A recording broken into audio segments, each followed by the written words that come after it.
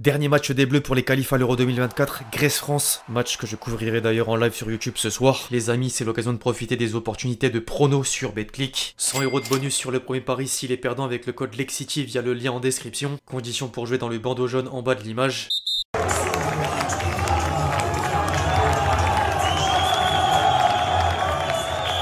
L'équipe, j'espère que vous allez bien. Aujourd'hui, nouveau 5, la nouvelle formule d'ActuFoot dans laquelle je fais chaque semaine 5 focus sur les derniers événements du moment. Au programme, un point sur les éliminatoires de l'Euro 2024 avant Grèce-France ce soir. Un détour chez les clubs entre le projet d'agrandissement de stade du PSG et l'entretien de Der Zakarian dans les colonnes de Midi Libre avec un retour sur l'épisode Mamadou Sakho notamment. La première conclusion de la nouvelle règle du foot que veut mettre en place Arsène Wenger et bien d'autres, sans oublier la compile de buts traditionnelle. Bref, je vais pas en dire plus les amis, vous connaissez la recette, je compte sur vous d'avance pour lâcher votre meilleur j'aime sur l'épisode du jour. Je demande pas d'objectif, mais le temps que je parle, c'est le moment. Merci à tous ceux qui prendront 2 secondes pour le faire. Vous êtes des boss, comme d'habitude.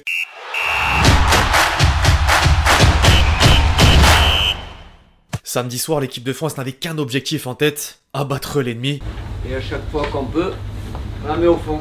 On est à 7, il n'y a pas de limite. Hein. Il y a un record, c'est 10 si vous voulez.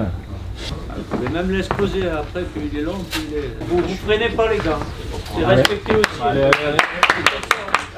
Plus sérieusement, ce match restera gravé dans l'histoire de la sélection tricolore. Les Bleus ont battu Gibraltar sur un score record et le public niçois était gâté de voir 14 buts en 90 minutes par rapport au Gym qui marque peu en Ligue 1. Elle était gratuite celle-là. En vrai, certains joueurs ont profité du festin pour ouvrir leur compteur à l'image de Klose, alors qu'en parallèle, Mbappé s'est offert un triplé qui lui permet d'atteindre la barre des 300 buts en carrière et ni Messi ni Ronaldo ne faisaient mieux au même âge. Par contre, la rencontre aura laissé des plumes avec la blessure de Zahir Emery. Deschamps tenait à rassurer tout le monde en conférence de presse d'après-match et le PSG a entre-temps sorti un communiqué pour dire qu'il sera absent des terrains jusqu'à la trêve hivernale. Le sélectionneur ironisait ensuite sur l'exigence de Luis Enrique envers Mbappé la semaine dernière. Non, j'attends beaucoup plus de lui. Il s'est mis à rire. Kylian, au-delà de ce qu'il a fait et est capable de faire, mettre ce triplé, il est totalement impliqué sur le terrain et dans son rôle de capitaine aussi. Ça le responsabilise vis-à-vis du groupe, il le fait parfaitement, secondé par Antoine aussi.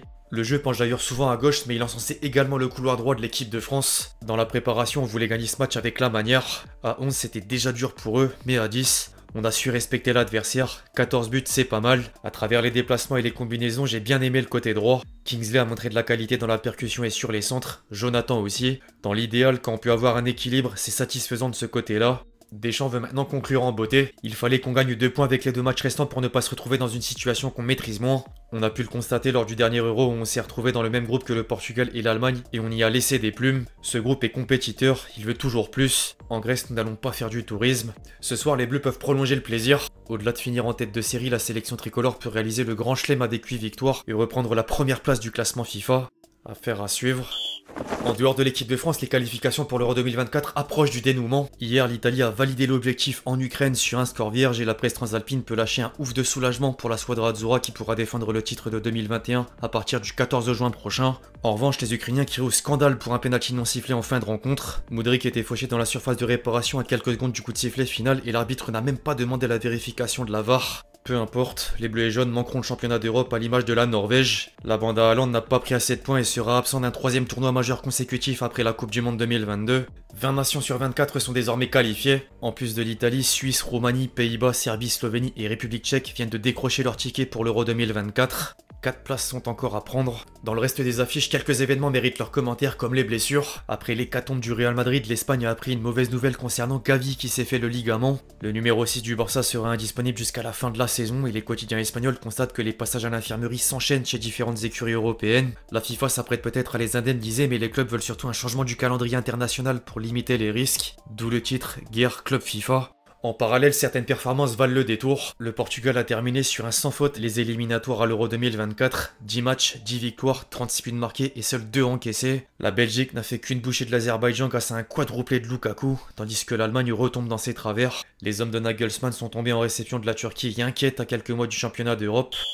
Au rayon des clubs, à présent, je cale un extrait de Riolo pour entamer le premier sujet. Le PSG n'ira jamais au Stade de France. Ils ont arrêté de s'intéresser au truc tout simplement pour des raisons économiques. Les discussions vont reprendre pour les travaux, puisque vous savez que les plans d'architectes ont été élaborés, ça a déjà été discuté pour faire les travaux au Parc des Princes. Vous l'avez entendu, les amis, le PSG ne déménagera pas au Stade de France. Le club de la capitale n'a pas abandonné l'idée de rénover le Parc des Princes et continue de travailler avec des architectes sur le dossier malgré la contrainte de la mairie de Paris. La version d'un projet serait même dans les tuyaux. Il comprendrait notamment un toit et une pelouse rétractable sur le modèle de celle du Santiago Bernabéu. La capacité serait alors augmentée, passant de 47 000 à 57 000 places. Le coût pourrait quant à lui flirter avec le milliard d'euros. Je laisse le dernier mot aux supporters parisiens dans les commentaires. Du côté de la Bretagne, c'était pressenti et c'est désormais acté. Bruno Genesio n'est plus l'entraîneur du Stade Rennais. Pep a décidé de quitter ses fonctions pour des raisons personnelles et un manque d'assurance pour poursuivre le projet rennais qui devrait également continuer sans Florian Maurice. La famille Pinault s'est rabattue sur Julien Stéphan pour lui succéder sur le banc de Rennes. En parlant d'entraîneur, Der Zakarian a profité de la coupure internationale pour répondre aux questions de midi libre. L'entraîneur montpelliérain a été amené à s'étendre sur plusieurs sujets dont le cas Mamadou Sakho et n'a pas mâché ses mots. Un épisode pareil laisse pas insensible. Au contraire, je sais ce que j'ai dit aux joueurs, je sais ce qu'il a fait, je sais où j'en suis, je sais ce que j'ai fait, je peux me regarder dans la glace sans problème. J'ai jamais vécu un problème comme celui-là, je m'étais jamais accroché avec un joueur de la sorte. Je suis un mec qui gamberge, quand on est coach, on se pose des questions, on s'en pose sans cesse, on s'interroge pour améliorer le lendemain. On peut pas prendre tout ça à la légère, ça te marque forcément. J'ai apprécié l'attitude de Laurent qui m'a suivi, tout le club a été avec moi. Der Zakarian s'est ensuite permis de taper sur Thierry Henry. Thierry Henry, effectivement. La semaine dernière, la légende tricolore avait commenté la 12e journée de Ligue 1 et le peu de buts inscrits par Nice, 2e. Il lui a laissé un message pour le moins salé, c'est le cas de le dire. Je suis pas d'accord avec Thierry Henry, il a entraîné où? Il a fait quoi à Monaco? Il a fait 3 mois et il a dégagé. Le mec travaille pour la Fédération Française de Football et critique le football français. C'est une connerie. C'est facile de dénigrer le championnat quand on est entraîneur des espoirs. Il a gagné 2 fois 4-0, mais contre qui? Il n'a battu personne. Qu'il gagne 5-0 devant l'Espagne ou l'Italie, et je dirais bravo. Le pire, c'est que la déclaration apparaît entre 2 défaites de l'équipe de France Espoir.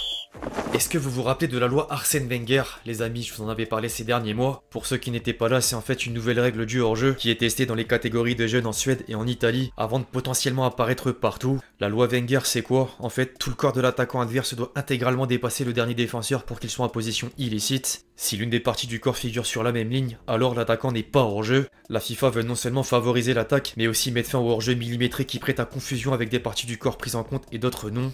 La FIFA, par l'intermédiaire de l'IFAB, insiste beaucoup sur ce changement et assure, chiffre en main, qu'il s'agirait d'une révolution totale et absolue dans le foot. Plusieurs sources commencent justement à dire que les premiers tests de la loi Wenger, nouvelle règle du hors-jeu, sont jugés satisfaisants.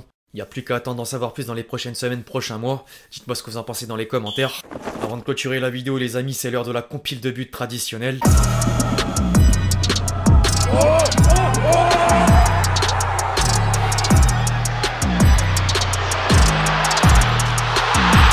C'est Seko Fofana, le jeu se poursuit. Seko Fofana, la frappe du gol! On vem para o meio, pode rematar Francisco Conceição. Tem pontapé, que gol!